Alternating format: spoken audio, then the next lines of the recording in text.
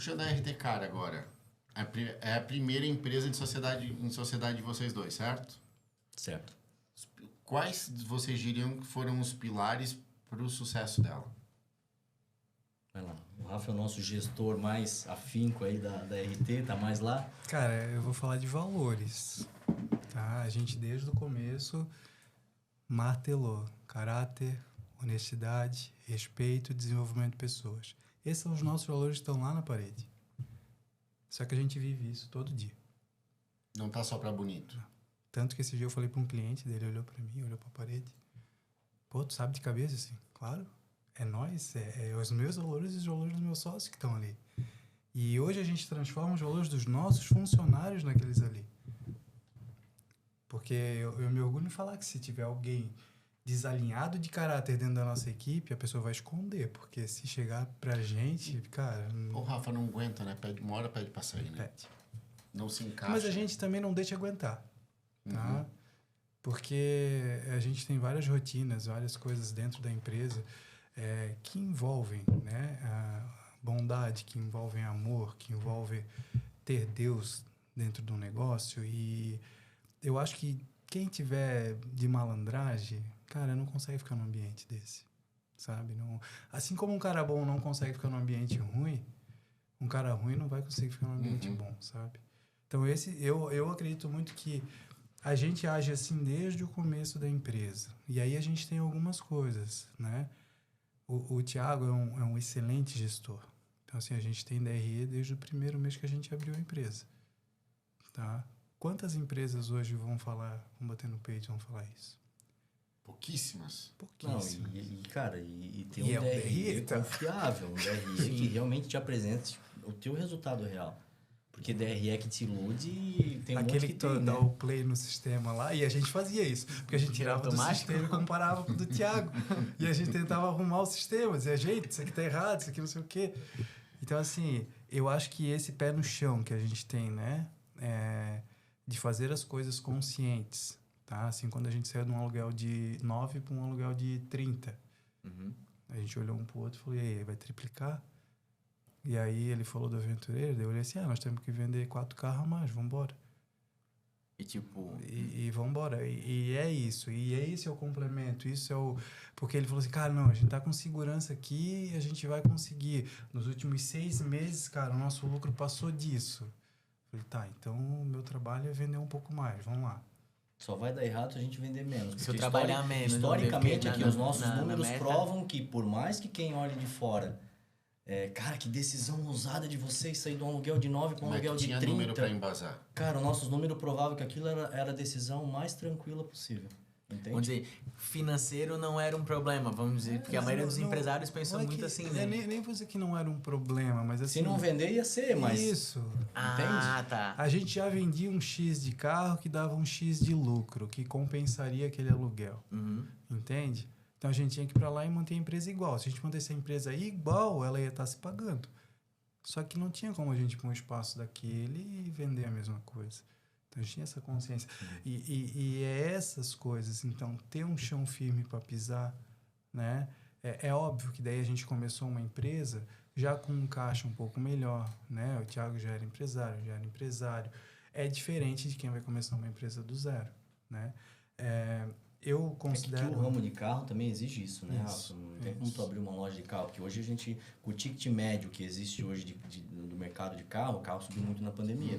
Então não tem nem como abrir uma loja de carro se tu não tiver dinheiro, né? Uma empresa de imóvel até se abre sem dinheiro lá, né? Se tu é um marceneiro muito bom, mas agora sim, uma loja de carro não tem nem como ser diferente, né? O capital que tem que ter ali é muito alto, né? Então, eu acredito muito que, daí, resumindo, assim, ó, a gente ter esse ponto de decisão legal, né? A junção das nossas, né, qualidades e fazer o correto, Deus vem devolvendo. Só isso. Faz o teu que Deus devolve. Faz o teu que Deus devolve. E vem sendo uma máxima. A gente tem, N situações. Essa semana aconteceu eu contei na reunião. E muitas validações, assim, que é assim que tem que ser feito, sabe? E em que momento surgiu a ideia de pluralizar mais ainda em segmento de atuação, vamos falar assim? Qual foi a próxima empresa? A gente tinha o nosso plano de negócio da RT. Deixa eu contextualizar aqui. Para as pessoas curiosidade minha aqui. Porque eu já vi muito empresário tentar abraçar o mundo, ter 5 empresas ao mesmo tempo e o negócio desandar. Pelo que eu estou entendendo, vocês estruturaram uma, tá girando, tá dando certo, depois foram para outra. Sim. Pelo que eu entendi. Sim. Vocês não abriram 5 ao mesmo tempo. Sim, exatamente isso. Classe móvel estava estruturada. A classe móvel estava assim... Sabe quando tu atinge um nível de gestão onde tu olha assim... Que legal, cara, eu consegui fazer o que eu deveria ter feito. Todas as funções que não cabem a mim estão delegadas, eu tenho cada pessoa responsável, eu não estou mais no processo, eu estou no estratégico da empresa, a minha empresa já fatura para mim estar no estratégico. Porque às vezes o erro do pequeno empreendedor é ele achar que a empresa dele, às vezes faturando lá um valor X por mês, já está na hora dele estar no estratégico. Só que não tem como, não se sustenta. Porque daí tu vai contratar um gestor para o teu negócio, um CEO, o lucro vai para pagar o cara. E aí tu vai ficar fazendo o quê dentro da tua empresa? Então, quando chegou nesse nível, né? Vamos pensar assim, 13 anos, 14 anos de empresa estruturada, aí a gente foi para a próxima. Que daí foi onde eu abri com o Rafa. Que momento veio a ideia? A ideia da loja, na verdade a gente tinha uma conexão, tem, né? Não tinha, muito bonita, assim. E a gente queria ter algo junto. E a primeira ideia que surgiu pra gente foi de ter um crossfit em Balneário, uma coisa diferente. Falou, vamos morar na praia. Isso depois da RTK já? Não, antes. Quando ele era meu aluno. Tá. Não, mas a primeira empresa foi a RTK.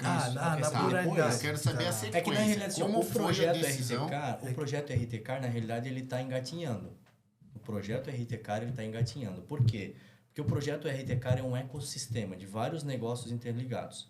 Então, quando a gente desenhou a RTK, a gente desenhou esse ecossistema. Vocês já tinham a ideia de quais seriam os segmentos de empresas que vocês criariam ali dentro? A gente tinha eu modelei esse modelo de negócio de uma empresa lá em São Paulo, em Alphaville, de uma pessoa que era próxima a mim e eu visitava lá com frequência esse ambiente. E lá ele tinha uma loja de carros premium e nessa loja de carros premium existiam vários negócios interligados.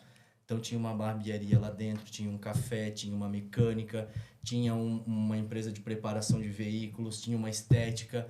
Então quando eu pensei numa loja de carro, eu falei, cara, é isso que nós vamos fazer, mano. Brusque não tem isso. Então o projeto RT está engatinhando porque a gente está construindo esse ecossistema. Só que lá era tudo terceirizado. Lá era assim, o cara tinha e alugou para um cara botar uma barbearia, alugou para um cara botar uma mecânica, alugou... Só que a gente não queria isso. A gente não queria esse conflito de valores lá dentro. Porque às vezes o cara lá da barbearia não tinha o mesmo valor que tu, o cara da mecânica não tinha. Então a gente gostaria que isso tudo fosse braços do nosso próprio negócio. Então a gente abriu a empresa de crédito, que a gente tem a RT Cred hoje, tem os operadores hoje que atendem lojistas. Então imagina assim, o nosso concorrente compra da gente crédito.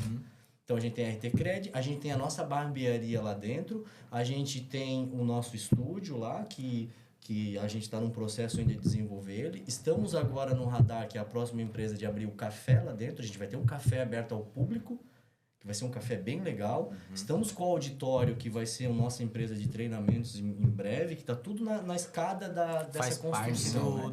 Então, essa quantidade de empresas, na realidade, ela está interligada nesse ecossistema que a gente está montando. Então, ela já foi pensado desde o início, Isso.